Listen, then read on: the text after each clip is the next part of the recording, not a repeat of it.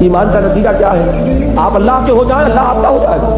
آپ اللہ سے محبت کریں، اللہ آپ سے محبت کرے گا۔ تو میرا اللہ اگر اس کے اذن سے یہ چیز مجھ پر واقع ہوئی ہے تو یقیناً اس میں کوئی خیر ہوگا، چاہے مجھے وہ خیر اس وقت نظر نہ آئے۔ یقیناً اس میں کوئی مصلحت ہوگی، چاہے وہ مصلحت مجھے اپنی جو شارٹ سائٹڈنس ہے اس کی وجہ سے اس وقت نظر نہیں آ رہی، مجھے یہ شر نظر آ رہا ہے، حقیقت میں یہ خیر ہوگا، اس لیے کہ میرا رب جس پر میرا ایمان ہے، جس سے میری دوستی ہے، وہ میرا خیر خواہ ہے، وہ میری بھلائی چاہتا ہے۔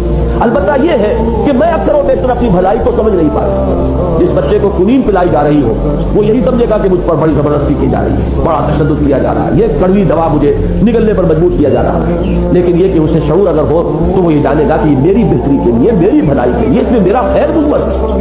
تو کم سے کم اس مثال کو سامنے رکھیے کہ اللہ تعالیٰ کے ساتھ یہ تعلق اگر قلبی نہیں ہے تو اس کا مطلب یہ ہے کہ ابھی حقیقتاً ایمان باللہ کی کیفیت پیدا نہیں ہوئی۔